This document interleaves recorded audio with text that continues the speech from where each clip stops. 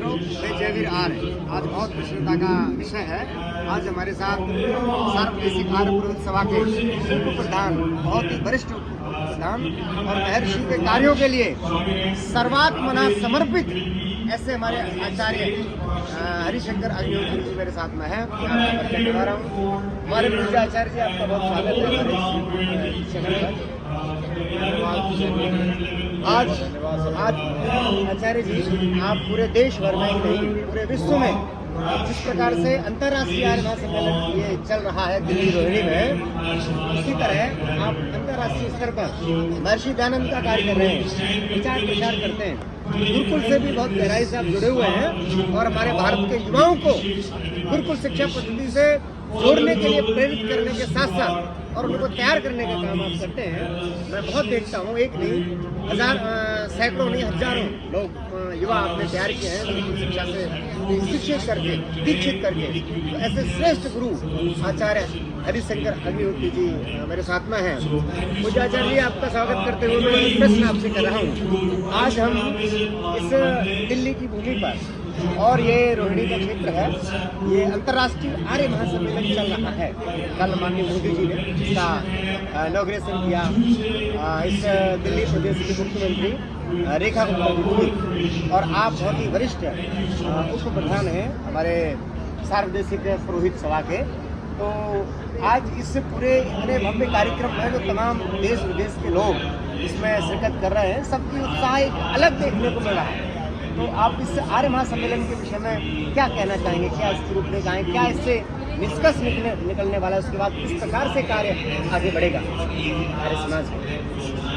धन्यवाद आपका श्रीमान जयवीर जी, आपका बहुत बहुत धन्यवाद। और सभी हम लोगों को सुन रहे और देख रहे सभी भाई बहनों को अभिनंदन, नमस्ते।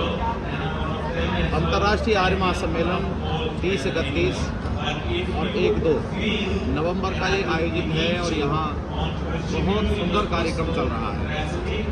150 वर्ष आर्य समाज को हो रहे हैं और 150 वर्ष में आर्य समाज कितना प्रगति किया है यहाँ देखने से पता चल सकता है। पूरे विश्व भर से 35 से अधिक देशों के लोग यहाँ उपस्थित हुए हैं। सभी सार्वदेशिक सभा के अंतर्गत चलने वाली सभाएं, चाहे वो गुरुकुल है, चाहे वो आर्यवीर दल है और चाहे वो अनेक संस्थाएं हैं, आर्य समाजों की प्रांतीय सभाएं, जनपदीय सभाएं और स्थानीय आर्य समाजें भी यहाँ भारी संख्या में उपस्थित होकर कार्यक्रम का आनंद ले रही हैं। हम पहले तो सभी आयोजकों का अभिनंदन करते हैं, धन्यवाद करते हैं कि सुंदर आयोजन के लिए उनको बहुत बहुत शुभकामनाएं, बहुत बहुत बधाइयाँ। चूँकि यह कार्य विश्व कल्याण का है और इस विश्व कल्याण के कार्य के लिए अभी तक तो हमें ये पता चला कि हम कहाँ तक पहुँच गए हैं, पर अभी हमारे सामने एक प्रश्न है कि हमें कहाँ तक जाना है। और कहाँ तक जाना है तो ये उत्तर हमें मिलेगा कि हमें कृणवन्तु विश्वमार्यम संसार के आखिरी व्यक्ति तक हमारा संदेश जाना चाहिए। ऐसा संदेश लेकर के यहाँ सब लोग एकत्रित हुए हैं। तो संसार के आखिरी व्यक्ति तक कैसे संदेश जाएगा? तो उसके लिए हमको मिशनरी भाव से नियोजित तरीके से हमें कड़ी से कड़ी जोड़ते हुए विश्व के आखिरी व्यक्ति तक पहुंचना होगा। इसीलिए मेरा संदेश है, मेरा निवेदन है सभी युवाओं से विशेष करके, क्योंकि जो बड़े बुजुर्ग हैं उन्होंने हमारे पास ये स्थिति लाकर खड़ी कर दी। आज जो स्ट्रक्चर हमारे सामने है, आज जो ढांचा हमारे सामने है, वो हमारे बुजुर्गों के द्वारा, हमारे पुराने उपदेशकों के द्वारा ये आकर लाकर खड़ा कर दिया। अच्छा, नई पीढ़ी को ये कार्यक्रम दे दिया, ये थोड़ी बात है क्या? अब नई पीढ़ी की जिम्मेदारी है कि हम अगली नई पीढ़ी को दे करके जाएंगे। तो हमारे पास एक जिम्मेदारी है कि नई पीढ़ी पहले सबसे पहले आर्य समाज को समझे कि आर्य समाज है क्या, महर्षि दयानंद क्या हैं।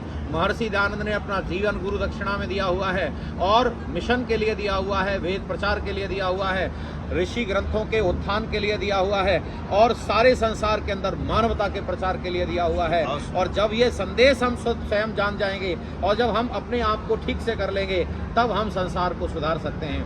जिसकी दिनचर्या ठीक नहीं है, जिसका खान पान ठीक नहीं है, जिसका चरित्र ठीक नहीं, वो भला संसार का कैसे भला कर सकता है?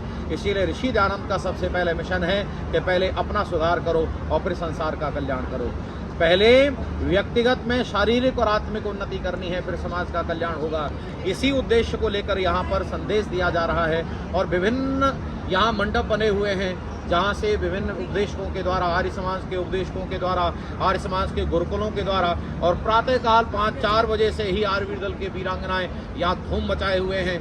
कितना बड़ा भव्य प्रदर्शन हो रहा है, शाम को प्रदर्शन होना है। आर्य पुरोहित सभा के द्वारा यहाँ पर यज्ञशाला में प्रातःकाल से शाम तक अनवरत यज्ञ चल रहा है और ऐसा कोई बंधु, कोई बहन नहीं रह पाए जो यज्ञ में आहुति ना लगा पाए। इतनी सुंदर व्यवस्था यहाँ की गई है। शारदेय आर्य पुरोहित सभा की तरफ से मैं आप सभी का अभिनंदन करता हूँ और एक आह्वान करता हूँ कि आइए हम सब लोग मिल करके इस मिशन को निरंतर आगे बढ़ाएं और संसार के आखिरी व्यक्ति तक वेद का संदेश पहुँचाएं। धन्यवाद। बहुत सुंदर पूज्याचार्य जी।